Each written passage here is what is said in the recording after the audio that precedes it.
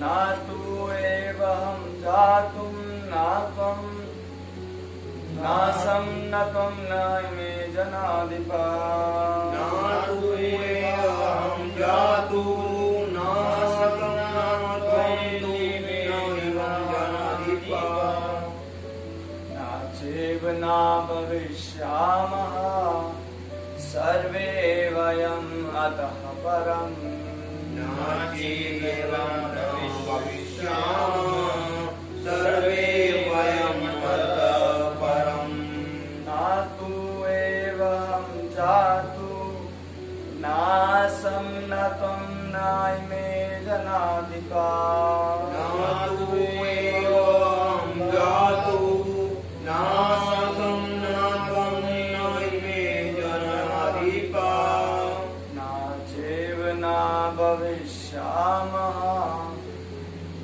सर्वे वयम् अतः परम् न चैव भविष्यामः सर्वे वयम् अतः परम्।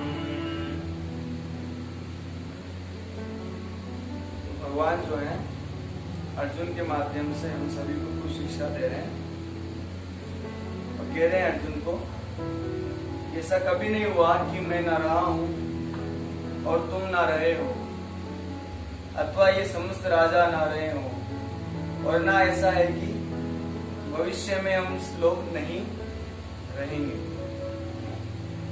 तो गुरु के रूप में भगवान का ये दूसरा जो है उपदेश है अर्जुन को। अर्जुन का जो अज्ञानता है, या अर्जुन का नहीं, हमारा जो अज्ञानता है, उसको भगवान इन उपदेशों के द्वारा दूर करते हैं।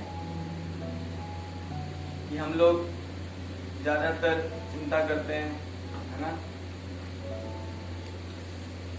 शरीर की चिंता ज्यादा करते हैं, आत्मा की चिंता नहीं करते हैं हम लोग। तो भगवान का ये जो उपदेश है हमको, है ना, भगवद गीता के जो उपदेश है बहुत महत्वपूर्ण है।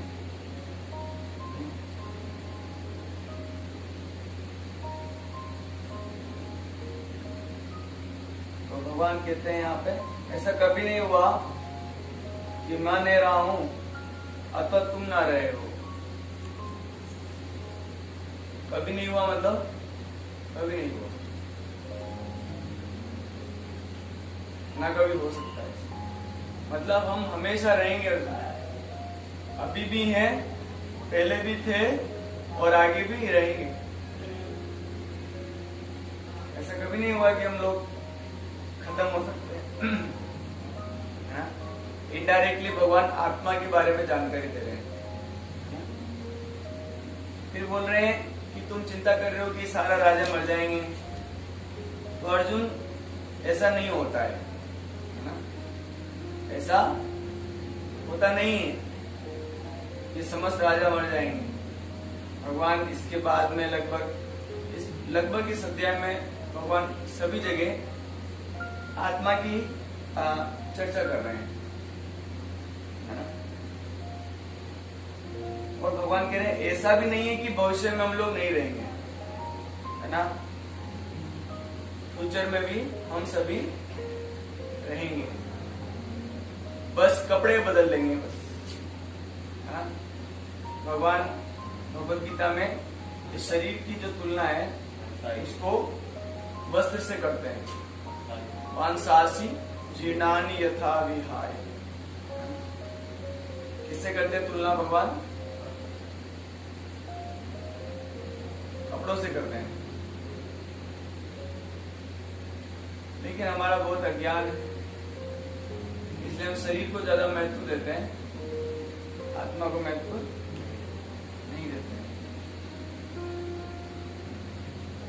तात्पर्य में श्रील प्रभुपाद जी लिखते हैं, तात्पर्य को हम पूरा पढ़ेंगे एक एक लाइन को, और उसमें से गुरु और कृष्ण की कृपा से जो समझ में आएगा उसकी चर्चा करेंगे। तो प्रभुपाद जी बहुत कृपा पूर्वक तात्पर्य लिखते हैं हमारे लिए। वेदों में, कठोपनिषद में तथा श्वेताश्वर उपनिषद में कहा गया है कि जो भगवान असंख्य जीवों के कर्म तथा कर्म फल के अनुसार उनकी अपनी अपनी परिस्थितियों में पालक हैं, वही भगवान अंश रूप में हर जीव के हृदय में वास कर रहे हैं। केवल साधु पुरुष जो एक ही ईश्वर को भीतर बाहर देख सकते हैं, पूर्ण एवं शाश्वत शांति प्राप्त कर पाते हैं। तो प्रभुपाद जी जो है प्रमाणिक गुरु हैं, और प्रमाणिक गुरु वो होता है जो शास्त्र की चर्चा करता है ना? अपने मनगढ़ंत तरीके से वो कुछ नहीं बताते हैं, सिर्फ शास्त्र की बातें बताते हैं, क्योंकि शास्त्र जो होता है वो भगवत वाणी होती है। इसलिए प्रभुपाद जी कह रहे हैं कि ये जो उपनिषद है, कठोपनिषद और श्वेताश्वतर उपनिषद में बताया गया है, मतलब प्रभुपाद जी कह रहे हैं उनमें बताया गया है, मैं नहीं बता रहा हूँ, उपनिषद बता रहे हैं, है ना, कि असंख्य जीव हैं। असंख्य का मतलब होता है जिनकी काउंटिंग नहीं की जा सकती,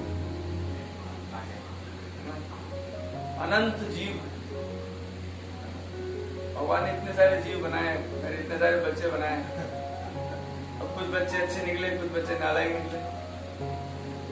कुछ बच्चों ने कहा कि भगवान आपकी सेवा करेंगे, कुछ बच्चों ने कहा आपकी सेवा नहीं करेंगे। तो जिन बच्चों ने कहा आपकी सेवा नहीं करेंगे, उनके लिए भगवान ने एक अलग जगत बना दिया, जिसे मटेरियल वर्ल्ड कहा जाता है, भौतिक जगत। और जिन बच्चों ने कहा कि हम नहीं भगवान, हम आपको नहीं छोड़ेंगे, हम आपके साथ रहेंगे, आपसे आपके हैं, आपके ही रहेंगे, तो वो कभी संसार में नहीं आए। उन जीवों को कहा जाता है नित्य मुक्त जीव। और जो इस भौतिक जगत में रह रहे हैं वो है नित्य बद्ध जीव।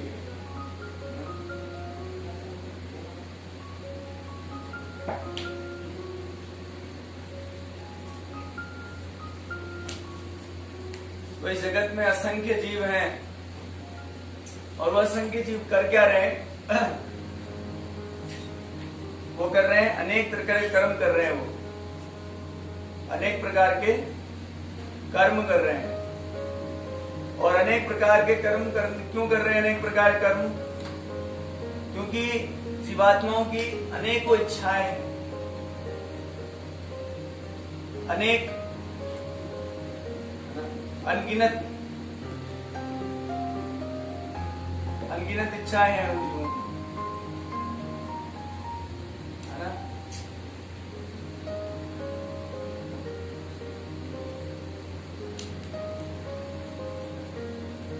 और इन अनगिनत इच्छाओं के कारण ही हम मजबूर हैं कर्म करने के।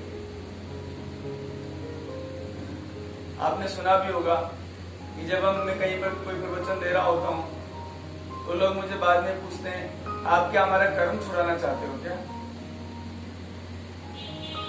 आप क्या चाहते हो हम सारा कर्म छोड़ दें? आपने सुना होगा ऐसा। मैं तो उससे तो लोग यही बात बोलते हैं, क्योंकि उनको लगता है मैं कोई कर्म नहीं कर रहा हूँ। लगता है वो जो घटिया कर्म कर रहे हैं उसी को कर्म मानते हैं, है ना। तो उनको लगता है कि मैं उनका कर्म छुड़वाना चाहता हूँ। हाँ, सच में मैं चाहता हूँ, क्योंकि आप जो आपके कर्म हैं वो करने से आपके कर्मों का फल तैयार होता है, और वो कर्मों का फल आपसे अनेकों कर्म करवाता है। फिर अनेक कर्म कर बैठते हैं आप उन कर्म के फलों के कारण, फिर कर्मों के फल तैयार हो जाते हैं, फिर उनसे और कर्म उत्पन्न होते हैं, फिर उनसे और कर्मों के फल उत्पन्न होते हैं, फिर और कर्म उत्पन्न होते हैं, और कर्मों के फल उत्पन्न होते हैं, और ऐसा करके जीव कभी भी संसार से मुक्त नहीं होता। मैं तो ये चाहूंगा कि आप सब सुखी रहें, है ना। हमारे प्रभुपाद जी भी यही चाहते हैं कि हर जीव भगवान की संतान, क्यों वो इस संसार में दुख उठा रहा है ना। तो तो जीवों के अनेक कर्म हैं और अनेक कर्मों के अनेक कर्म फल हैं, लेकिन सबसे बड़ी बात यह है कि इन असंख्य जीवों के पालन करता मात्र एक भगवान है।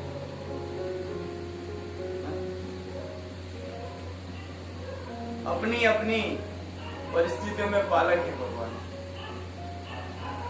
हर जीवात्मा के पालन करता कौन है? मात्र भगवान।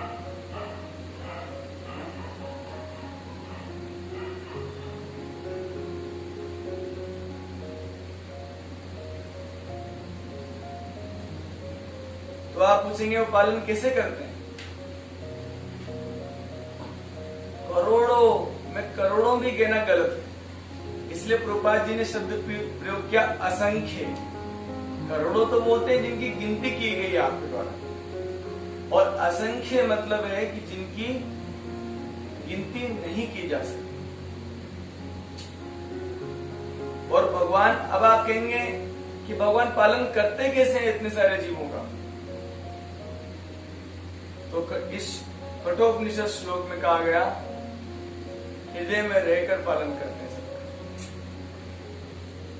खुद स्वयं उपस्थित रहते हैं प्रत्येक जीव के साथ, उसकी इच्छा को जानते हैं, उसकी इच्छा को पूरा करते हैं और उसके साथ तब तक बने रहते हैं जब तक जीवात्मा इस भौतिक भोगों से ऊब नहीं जाता। जब तक जीवात्मा इन भौतिक भोगों से ऊब नहीं जाता और वास्तविक सुख के लिए इच्छा नहीं करता।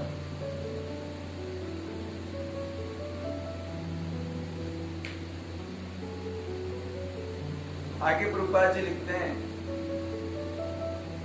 केवल साधु पुरुष जो एक ही ईश्वर को भीतर और बाहर देख सकते हैं, पूर्ण एवं शाश्वत शांति प्राप्त कर पाते हैं।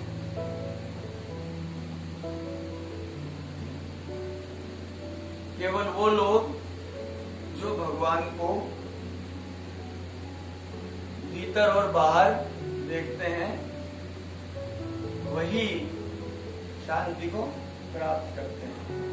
और बहुत प्रसिद्ध श्लोक है, नित्यो नित्यानां चेतनश्चेतनानां एको बहुनां यो विदधाति कामान् तमामस्तं येनुपश्यन्ति धीरास्तेषां शान्ति शाश्वती नेतरेषाम्।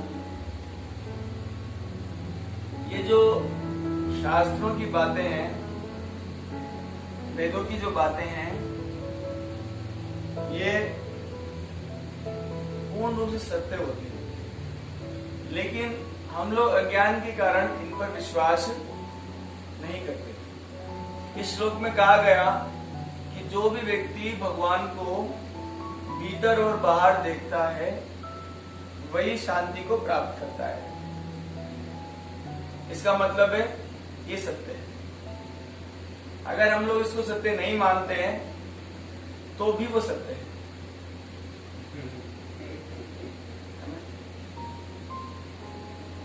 फिर भी वो सत्य है। आगे प्रभुपाद जी लिखते हैं,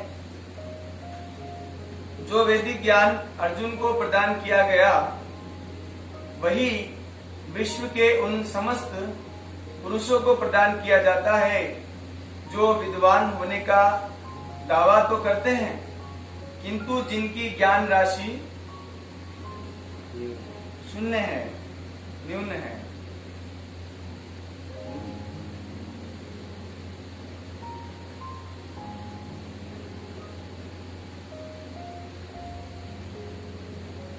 प्रभुपाद जी बता रहे हैं हमको कि वैदिक ज्ञान, वेद का जो अर्थ होता है, शाब्दिक अर्थ, संस्कृत, वेद एक संस्कृत शब्द है जिसका हिंदी अर्थ होता है जानना, टू नो इंग्लिश में। तो वेद जो होते हैं उससे हम वो जानकारी प्राप्त करते हैं जो संपूर्ण सत्य है। और अगर हम लोग वेदों के आदेशानुसार अगर अपना जीवन बिताते हैं तो निश्चित रूप से हम लोग सुखी होंगे। अब कलयुग में समस्या ये हुई कि वेदों का अध्ययन कहीं किया ही नहीं जा रहा है। बस जो धर्मवादी हैं वो पढ़ते हैं और पढ़ाते हैं। उसमें से भी कई लोग तो बड़े स्वार्थी हैं, पढ़ाना ही नहीं चाहते हैं। लेकिन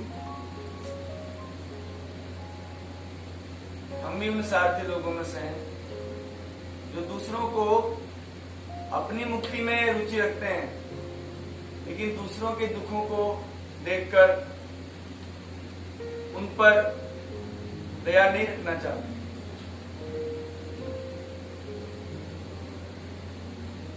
तो भगवान आगे बताते हैं प्रभुपाद कि श्री भगवान यह स्पष्ट कहते हैं कि वे स्वयं अर्जुन तथा युद्ध भूमि में एकत्र सारे राजा शाश्वत प्राणी हैं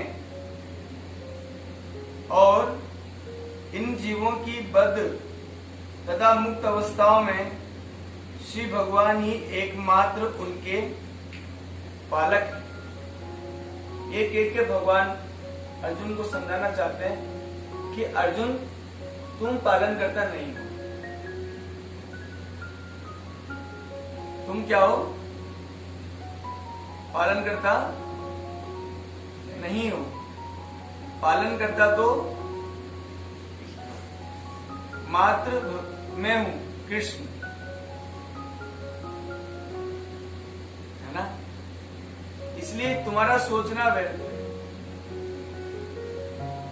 इनका क्या होगा, इनको कृष्णा आप क्यों मार रहे हो, कुछ लोगों को क्यों बचा रहे हो, ये सोचना जीवात्माओं के लिए उचित नहीं है।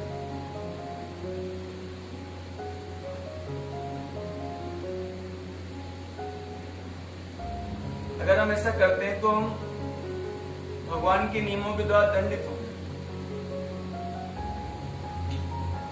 क्योंकि ये भगवान बनने का प्रयास है जो कि हम बन रहे हैं। मैं आज एक बहुत सुंदर बात सोच रहा था। भगवान कृष्ण ने एक बछड़े को अपने गले लगा रखा था। एक फोटो देख रहा था, एक बछड़े को भगवान गले लगा रखा था। तो मैं सोच रहा था कि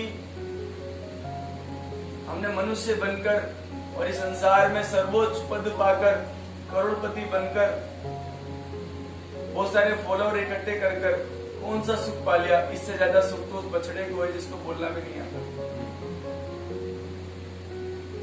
जो भगवान की गोद में पूर्ण संतुष्ट और सुखी है। आज उसने प्रकृति पर प्रभुत्व नहीं जताया,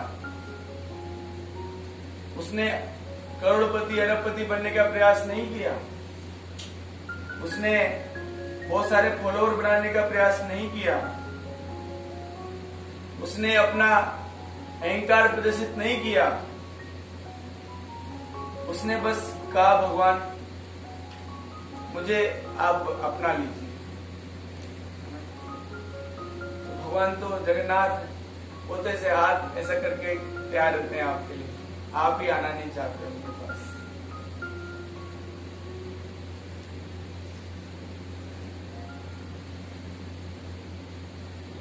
और दुख उठाते रहते हैं, हम दुख उठाते रहते हैं। भगवान हाथ फैला के हमको अपने गले लगाना देना चाहते हैं, लेकिन हमारे हम बहुत अहंकारी हैं।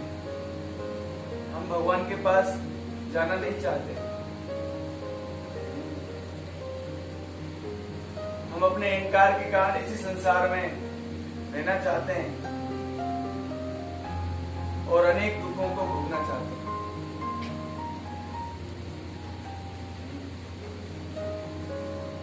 लेकिन प्रभुपाद जी तात्पर्य में कह रहे हैं कि सभी लोग, अर्जुन, युद्ध भूमि में जितने भी राजा हैं, वो सब मेरे बच्चे हैं। भगवान कहते हैं मेरे अंश हैं। तो इनकी चिंता मुझे ज्यादा है तुझसे ज्यादा। अर्जुन तुम ज्यादा चिंता कर रहे हो ना? नहीं, तुम तो सिर्फ वस्त्रों के लिए चिंता कर रहे हो, कपड़ों के लिए। शरीर मतलब वस्त्र, लेकिन मैं तो चिंता कर रहा हूं जो वस्त्र पहना हुआ है उसकी। जो लोग युद्ध भूमि में मरेंगे वो स्वर्ग जाएंगे और बहुत लोग तो वैकुंठ जाएंगे, तो क्यों अर्जुन तुम इनकी इतनी शुभ यात्रा में बाधक बनते हो?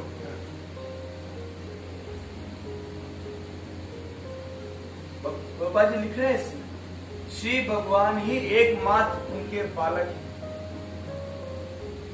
आगे बच्चों की जिम्मेदारी माता पिता की होती है। आगे लिखते हैं प्रभुपाद, श्री भगवान परम पुरुष हैं तथा श्री भगवान का चिर संगी अर्जुन एवं वहां पर एकत्र सारे राजागण शाश्वत पुरुष हैं। शाश्वत का मतलब होता है जो समाप्त नहीं होता। शाश्वत का क्या मतलब होता है? जो समाप्त होता नहीं है, समाप्त नहीं हो सकता, समाप्त नहीं किया जा सकता।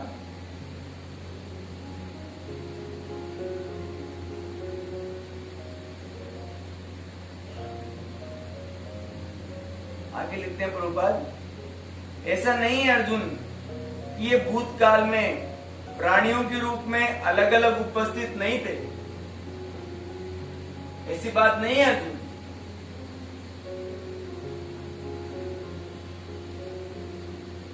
तुम्हारे और हमारे अनेक जन्म हो चुके हैं। जैसे कहा जाए कि पितामह भीष्म पिछले जन्म में वसु थे, ऐसा थोड़ी ही कि मर गए। वसु का शरीर छूटा तो इसका मतलब थोड़ी ना उनको मर गए, उन्होंने नया शरीर लिया है। कौरव जो थे वो पिछले जन्म में सारे राक्षस थे।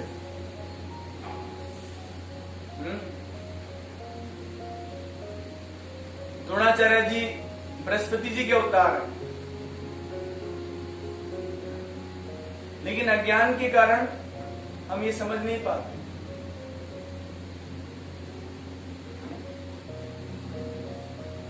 रूपाद जी लिख रहे हैं कि भूतकाल में सब लोग उपस्थित थे और ऐसा भी नहीं है कि शाश्वत पुरुष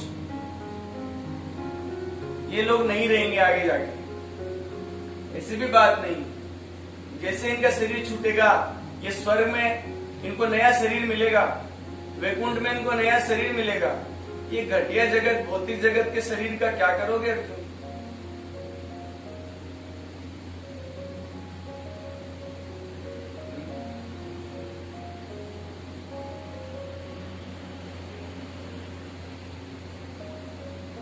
इस शरीर का क्या करोगे?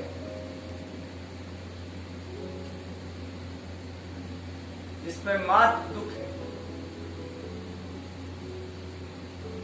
और कुछ नहीं। पूछ लीजिए, मुझ पर भरोसा नहीं करता, किसी को पूछ लीजिए। जो पागल होगा ना वही कहेगा मैं अपने शरीर सुखी हूं। पागल के अलावा कोई नहीं कह सकता। मात्र इस संसार में जिसको आप पागल कहते हो उसको पूछे भैया तू अपने शरीर से खुश है क्या? तो जो समझदार है, जिनकी बुद्धि है, जिनके पास, वो तो यही कहेंगे कि मैं अपने शरीर से खुश नहीं। तो शरीर का निर्माण किस लिए हुआ था? हमें दुख देंगे।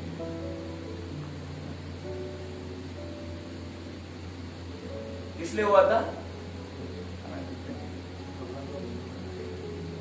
क्योंकि भगवान ने जगत बनाया ही दुख के लिए।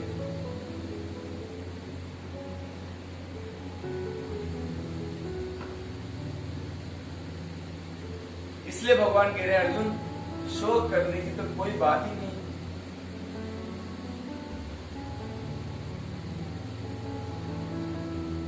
हाँ, हमने चर्चा किया था कि शोक करना चाहिए ये के लिए कि भगवान मेरा उद्धार कब होगा।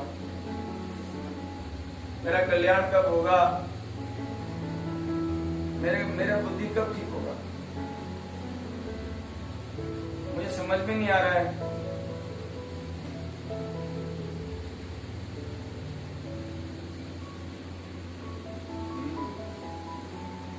और 10 मिनट है।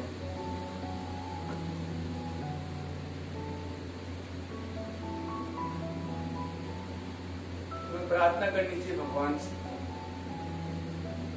कभी अपने आप से बात करते हो?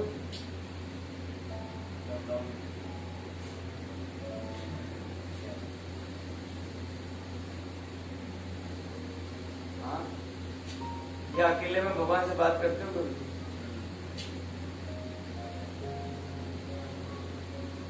करते हो? आप नहीं करते इसका मतलब नहीं है कि बहुत लोग नहीं करते।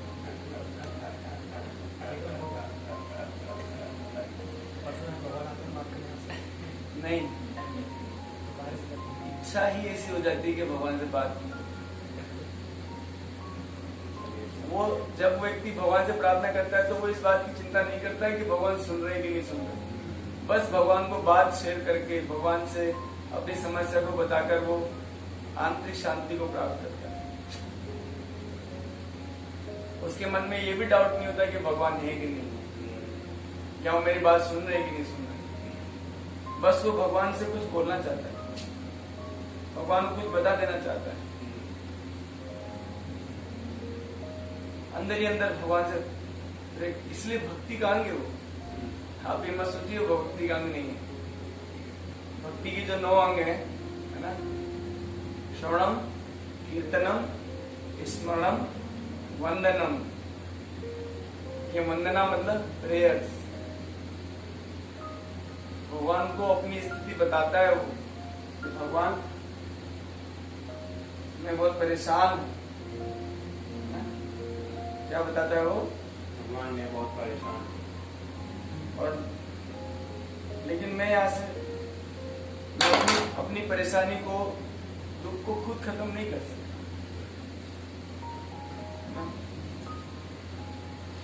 अपनी परेशानी को, दुख को खुद खत्म नहीं कर सकता भगवान। इसलिए मैं आपके पास आया हूँ, आपसे कुछ बताना चाहता हूँ। हो सकता है आप मेरी परेशानी को दूर करें, हो सकता है ना करें, लेकिन भक्तिनाथ ठाकुर जी जितना प्रार्थना लिखे वो उनके हृदय की भावना है ना, उनके हृदय की भावना है कि भगवान की स्थिति है, हमारा जीवन सदा पाप में रहता। मेरा जीवन भगवान पाप में चला गया, कोई पुण्य नहीं रहा इस जीवन। तो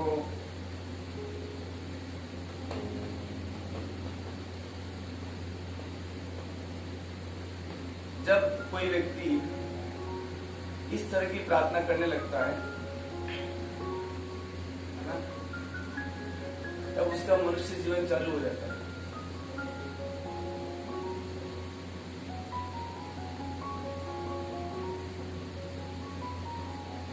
सच बात,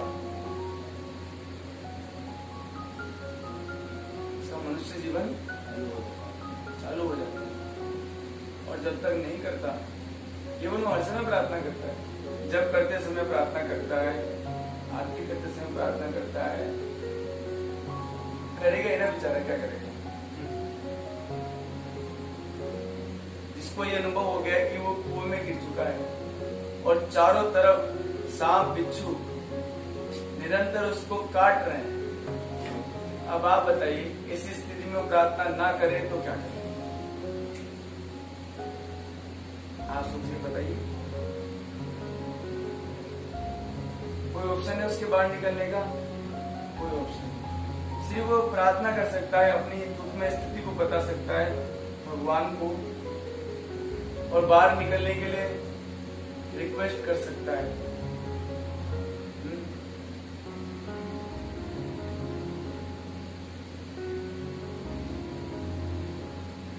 लेकिन भगवान की माया का आवरण ऐसा है हम पे कि हमें अपने दुख नजर ही नहीं आ रहे हैं।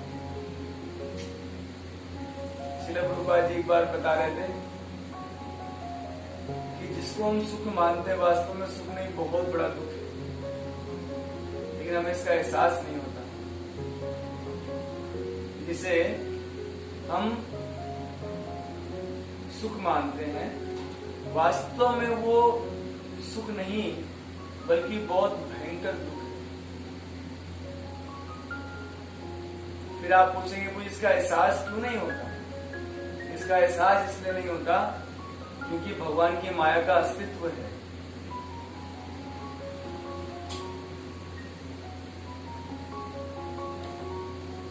इस संसार में भले ही भगवान हो ना हो, लेकिन भगवान की माया तो है। भगवान तो दिखते नहीं, लेकिन भगवान की माया तो दिखती है।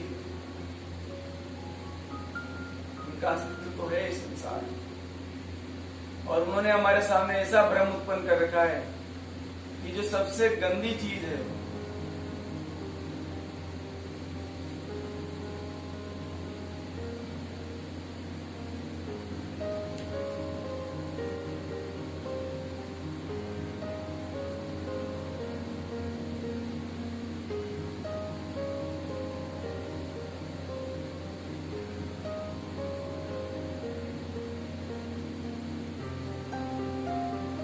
सबसे गंदी और ग्रहित चीज है, उसको हम बहुत अच्छा मानते हैं।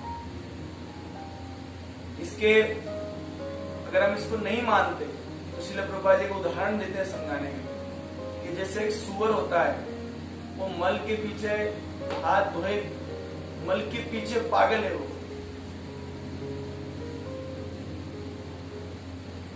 बिल्कुल पागल है मल को लेकर,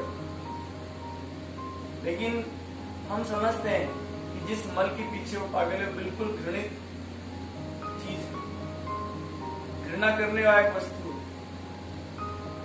तो जिस तरह से सूअर नहीं समझता, वैसे भगवान की माया का हम नहीं समझ रहे हैं। जैसे सूअर को समझाएंगे ये तेरे लिए सुख नहीं बेटा, दुख है, ये अच्छी चीज नहीं है, तुम ऐसा। वैसे ही अगर हमको कोई समझाए ये मान, ये प्रतिष्ठा, ये धन की प्राप्ति है ना, ये सब मल तुल्य है, लेकिन भगवान की माया हमको समझने नहीं देती। भगवान की माया हमको समझने नहीं देती।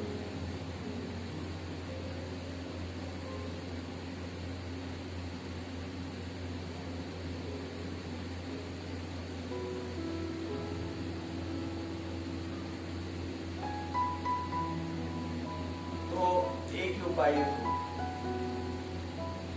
भगवान से प्रार्थना, भगवान आप अपनी माया से हमें बचाएं।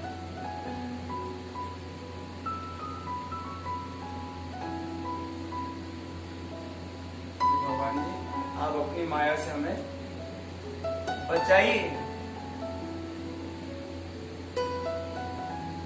हम गंदी चीजों के पीछे पागल हो रहे हैं, कुछ तो दया कीजिए और हमें सही मार्ग